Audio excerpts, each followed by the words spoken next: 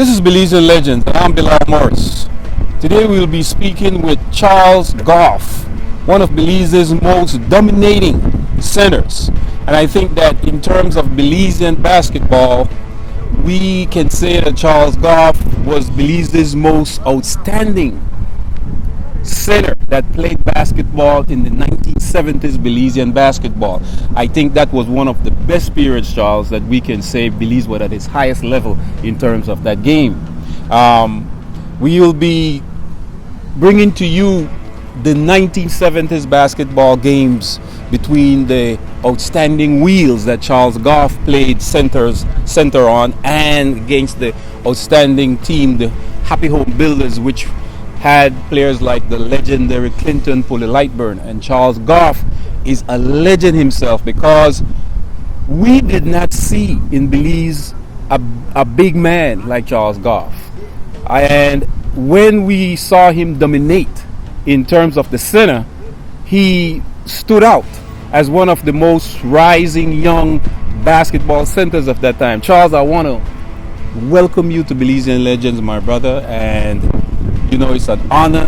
We've been trying as much as possible to try to get you. I want to just go straight into the 1970s game. Give us a understanding of what that period of basketball was like around that time. I want to say thanks for having me. It's a pleasure to be here to give my insight on it. Playing basketball back in the 70s was great, because the rivalries were awesome, but after the rivalries, the friendships was a thing that kept us going. It was nice to be able to play basketball hard against each other, and then still end up hanging out as friends and partying and that kind of stuff after. The game itself was very, very tactful, in a sense where a big man, you had a couple of them, but some guys lacked on both sides of the ball, the defense and the offense. I think I was lucky and grateful enough to be able to play on both sides. It was great to be able to have other guys who facilitated the ball, the passes, and created open spaces for shots. But it was still a big man's position that we had to be able to get in a position for them to pass us the ball and that kind of stuff. The teams were even. The competition was fierce, and the camaraderie was great. But when you go on the court, you want to win, and you play to win, and you rough it up a little, and some people can take it, some people can't. The big man position was where I excelled in, because besides being tall, I jumped pretty high. I was pretty much fast. And got a pretty good vertical in terms of rebounding and shooting and blocking shots. Yes. And I was so good with assists too, because if I would go up for a shot, and if my teammate was closer to the basket, it would be a better opportunity to give him the ball. He might make an easy shot plus get the other person in foul trouble. So it was. I look back at it and I always smile and said, if only, because if we had been able to carry it further. But for some reason, it kind of stalled at the end, and that's when I kind of gave up and left. But I never really thought down on it, because that was the highlight of my time playing sports in Belize. It was good. Yeah. It was really good. We saw other power forwards, and you can say Charles, like Magic Johnson, he was like a power forward, but he was taller. He could look good in the center. I mean, we had Kareem. Yeah. You actually played like both center and power forward in a way, right? Yeah, because I played center a lot on defense. Offensively, some plays were created where I was like a power forward in that respect. We had one or two players that were taller than I am, but I guess jumping ability and stuff put me in a better formidable position. Who are those? Grinage. Egbert Grinage. Yeah, he was not Egbert Grinage. I mean the other one. Yes. Yes. And then you had Cumberbatch and Danny Main were right around the same height and stuff. As a matter of fact, I did play with them. Yeah. But I was. But you dominated. You had Grinage maybe have been taller, but he didn't have the vertical that you had. You maybe out rebounded him. You were a bigger guy. You bounced him out.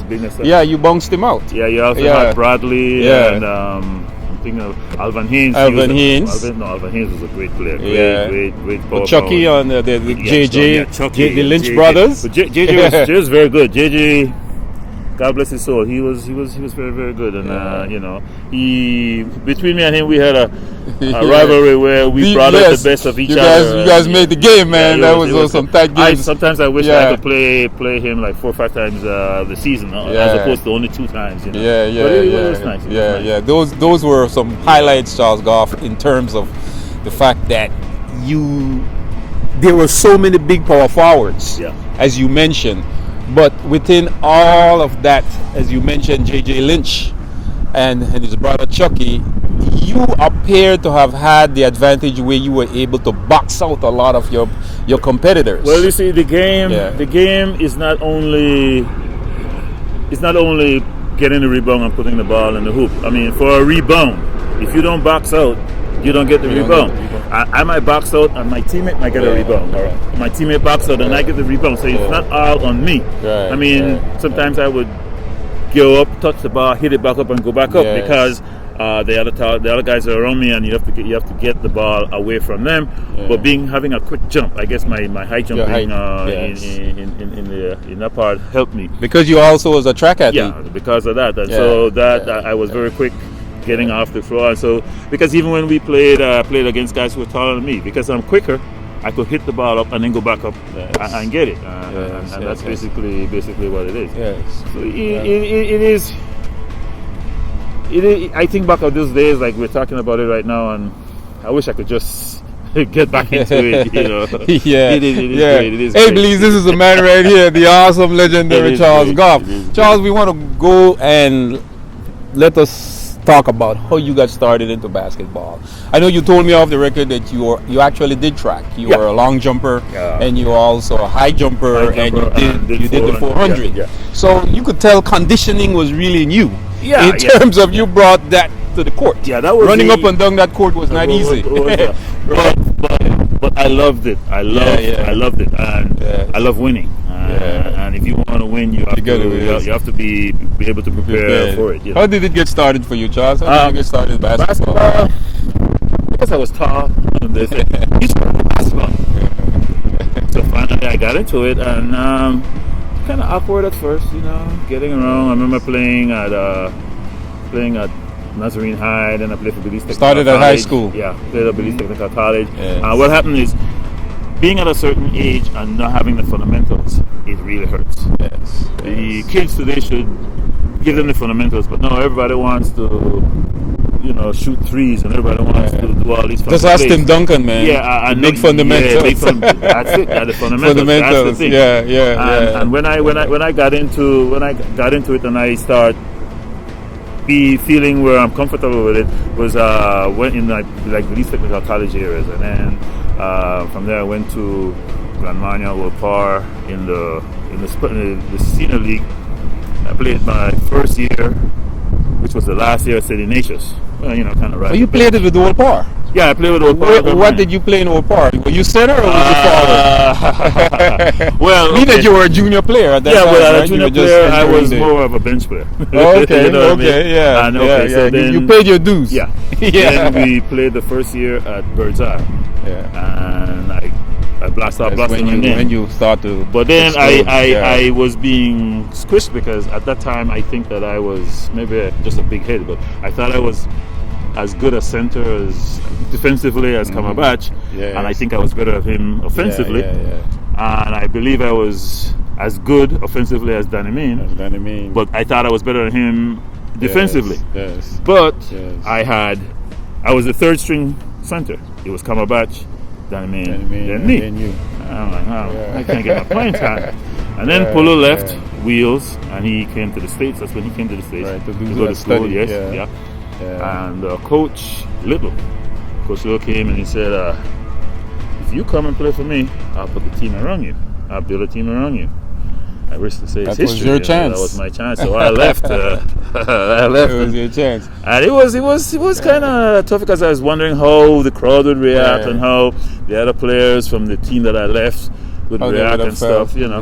And it went okay until we played Grand Marnia / Old Par. I must say it was gratifying that that was the first time I did myself. What it was like playing with the legendary Von Dale Coburn and it was awesome because I watched him play while I was in the junior. I watched him play and he was very flashy, but not intense. Big afro, but not just his movements was like smooth, and I like that. And silk. Harry Cadle.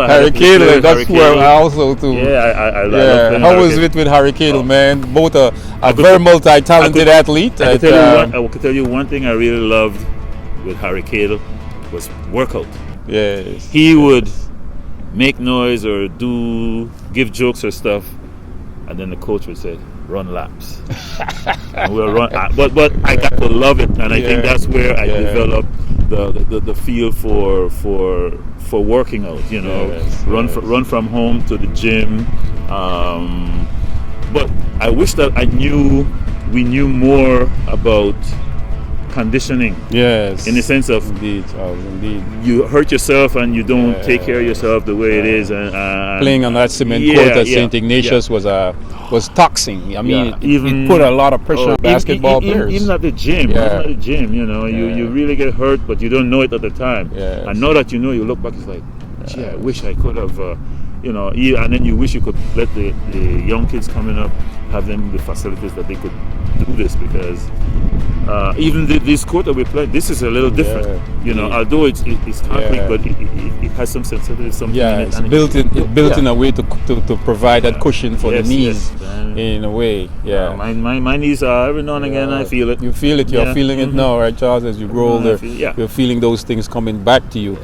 Who actually groomed you in terms? Would you say that you had like Akeem Olajuwon had the Houston, I forget his name, that groomed him as a center and as a power forward?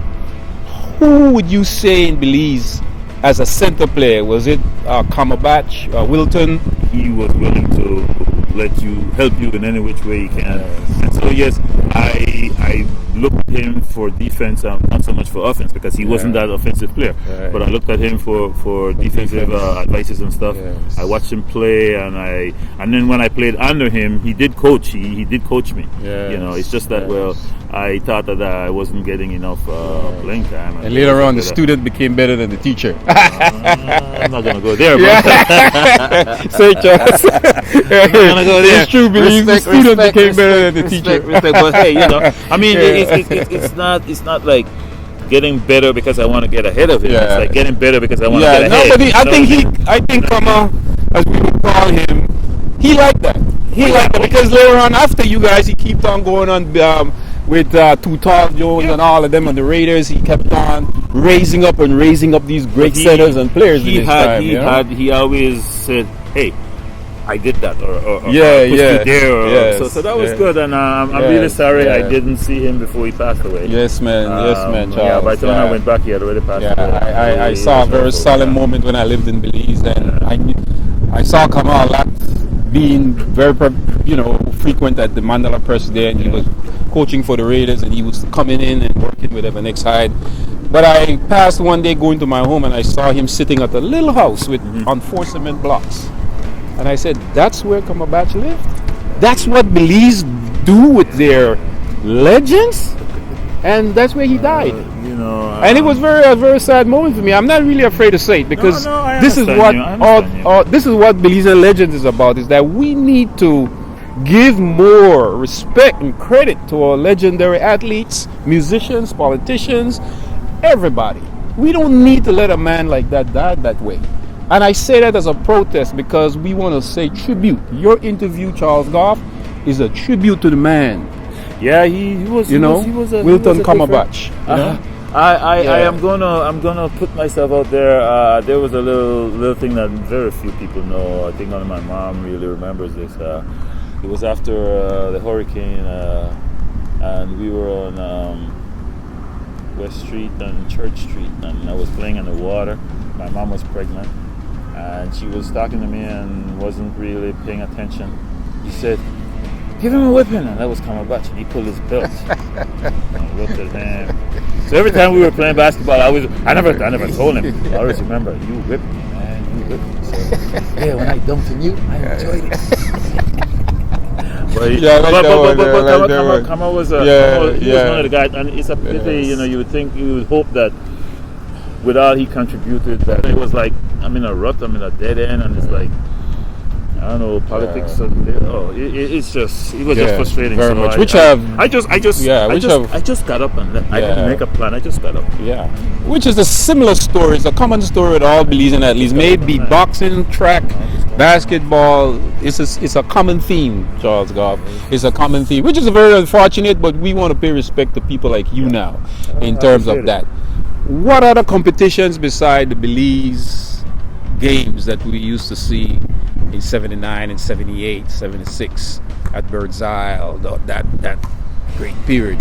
Did Belize have had a national team that played outside of its borders, like the Central American Caribbean Games? Can you say that you played in Central American Caribbean Games? Pan American Games. Yeah, tell us about your experience in those games. I got a lot of experience because we got whipped. It was like, for me back then, it was a matter of height. That was the number one thing. Height was the number one thing, because you could have all the talent, but they would call out the Belize team and they go like this, and then they'd come to me, and then they'd call out like maybe the Puerto Rican team, and they start here. They keep going up, So and they're still like that today. They're big, man. But the game has changed, if you notice. Exactly, it's a small man game now. We never had a 3-point shot, so no, they have ways of evening now. You still need a big man, but then you notice the big men are shooting threes and all that stuff now. Exactly. So I learned a lot, and I wish that I'd stick a little longer with track and field. But it was kind of hard to train for track and field at that time with the way the facilities were. It is a pity, and I hope that things get better down the road. And like I said, I've been back a couple of times to work with Kobe. Work with Kobe's summer camp. Yeah. And I have a couple of things I'm trying to put together. Big shout out to Kobe. Yes. Evandale Coburn. Unfortunately, I don't know. Belizean Kobe. I don't know where I have to. After holidays, I'll talk to him and see what he's going to do as to where we're going to play, because that Belize's has been destroyed in the hurricane there. But it's. Well, you talk about conditioning, Charles, and you being a track athlete, conditioning is very important. We see a lot of coaches talking about you cannot go abroad and perform against, even in football, right? Soccer, we call football in Belize soccer. Belize were getting blown out 14-13-0 because they cannot keep up with these teams like Costa Rica. They are conditioned. Conditioning is a key. Milton Palacios' 1999 gold medal team that won the gold medal in the Central American condition. That was a well-conditioned team. Well, I wasn't there for that period of what you're talking about, but I could tell you from my personal experience, I thought that I was working out in Belize, and trying to get conditioned for my season. Yes. And then Polo came up from the States. And I look at him and I'm like, I ain't doing nothing. Because Polo was cut and he was really looking good, and then I'm saying like, that's what. But then I wasn't even pushing weights and stuff. But that's what it's strength training, all kinds of different training. From him, when he came back and he enlightened us with information, that's when I realized that there's so much more to do. But by that time, I don't say my career was finished, but it was like I wasn't so much into it. I don't want to say like I cheated the game, but maybe I did, because the game kind of came easy, and I think maybe I didn't. Well, from looking at him and see what he accomplished, I didn't push hard enough. And if I pushed hard enough, then I would have helped my teammates. The fans would have probably had a better game. The opponents I played against, maybe they would have a little more, because then maybe I would have been doing more. But it is like sometimes you look back and say, if only, my mom used to say, do it now, because you can't look back and say, can't look back at, and that's it. But he did. I did understand that I wasn't doing enough for myself, and if you're not doing enough for yourself, then you can't do it. You're not doing enough for everybody else. So in that extent, I think I cheated the game, but you know, it was still awesome. I had fun and enjoyed it, and I have memories, and I don't have a lot of pictures, but I got memories. I wish that the records all the records that we had from Belize, that they weren't lost or whatever happened to them. And I, you know, it is because we really had a great thing going, and it was, the camaraderie was great. It was fierce. It was really good. We could talk about all the great ballers, the guards like Barcus, Woodrow, so you know, UC, yes, UC. Oh man, yes. I'm gonna give you a call. I'm going to make you make a call, Charles. Mm-hmm. In your own opinion, who you think was one of Belize's best guard in that period during when you were playing ball? Best guard. Yeah, I mean you had Barcus that was your guard on wheels, right? He was my guard on wheels. The best guard, point guard, shooting guard. Man, Pulu was he was a very good point guard. Yeah, but would you put him up there as he could have been a good shooting guard. Harry Cadle, Paco Neal, Mark Neal.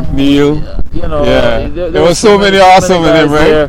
that in their own space they did their thing.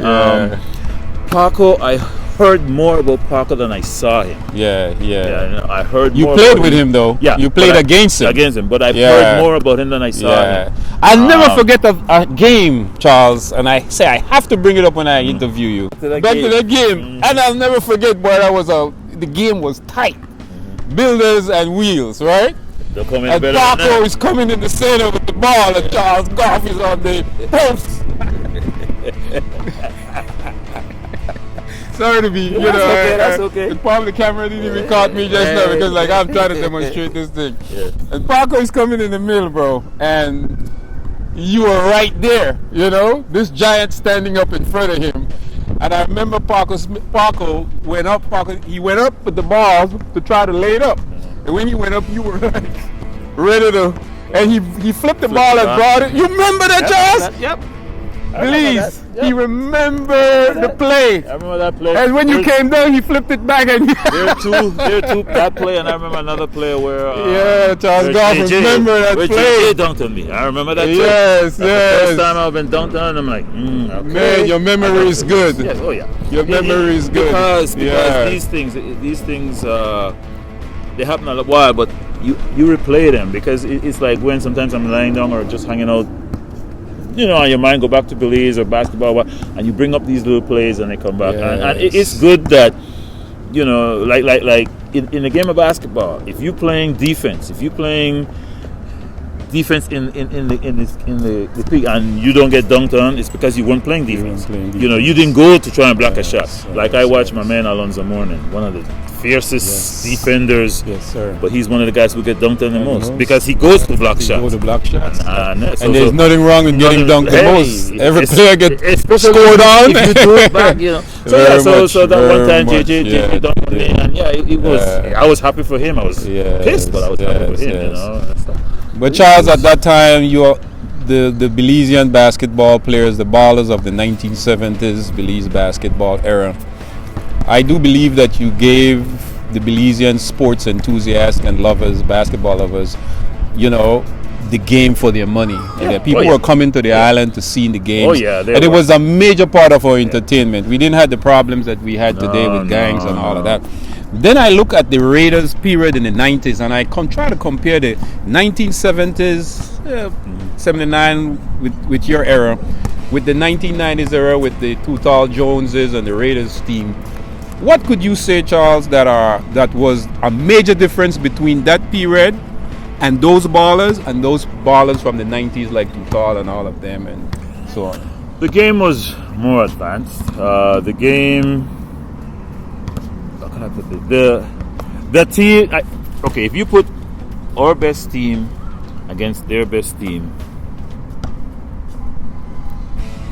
they might win the game, but I think that we could teach them a lot. Very much. Fundamentals. Yeah, we could teach them a lot in the fundamentals part of it, but just the way you handle yourself, just the way you go about the game. Sportsmanship. Yeah, and that goes a long way. I think that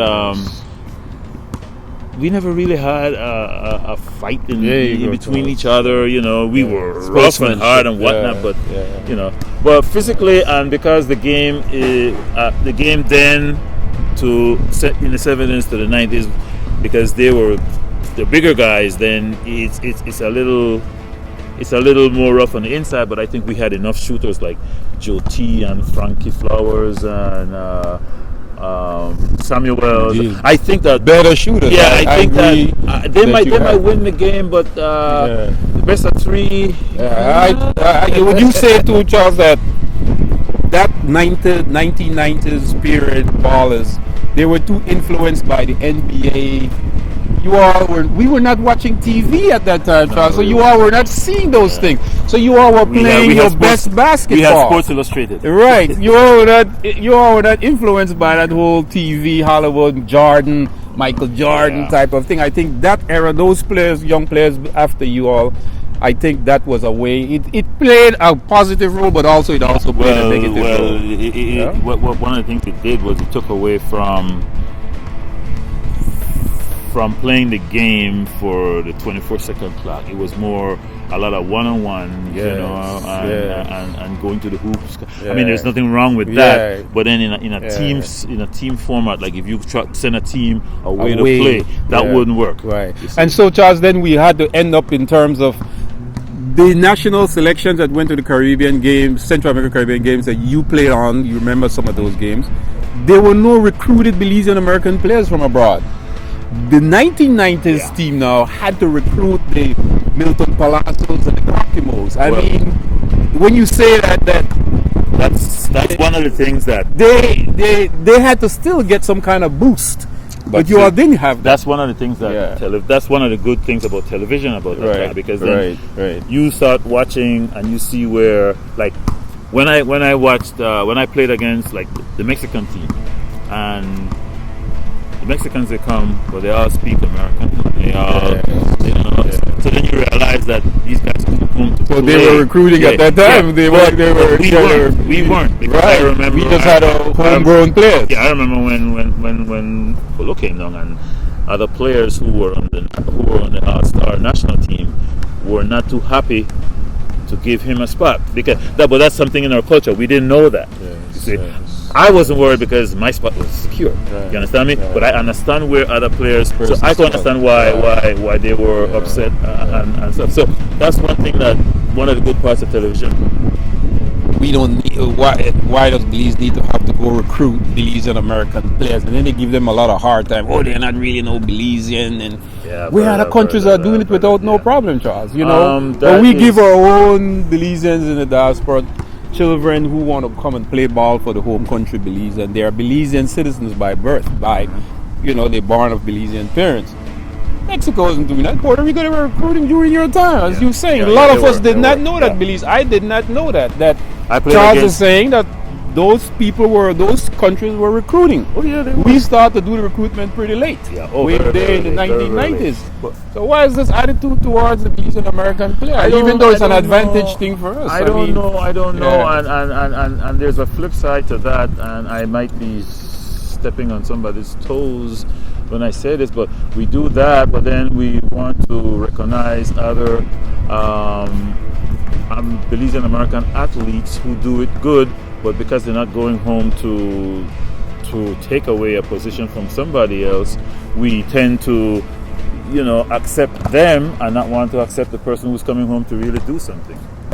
Just finally, I want to ask you, I remember when Lansing Community College came to Belize, when we see Joe Ray Taylor and those, then we never saw television, but we saw how basketball was played at the junior college level, at least in the United States, right? I don't think Joe Ray had come with the team. Oh, he came different. He came separately. At least when I was there, he didn't come with the team because they told us about Joe Ray. Yeah. And the I don't remember his name, but the center for Lansing Community College, He was the one who taught me the steps to dunk. Yeah. I remember I did my first dunk was in Salvador in a tournament, and that's where I learned it to do it without any competition. You go through that. So but they are the ones who really opened your eyes to what the game, how fast it could play, how the screen and roll, because the coaches, they try to teach you, and some people get it, some don't.